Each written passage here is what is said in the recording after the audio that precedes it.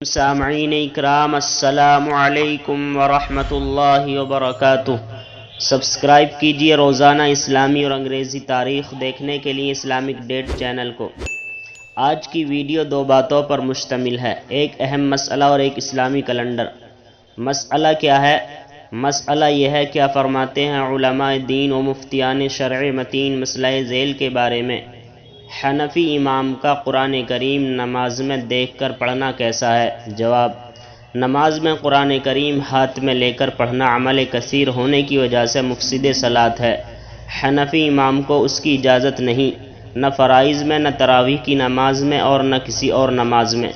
سب نمازوں میں یکساں حکم ہے، واللہ تعالی اعلم بالصواب۔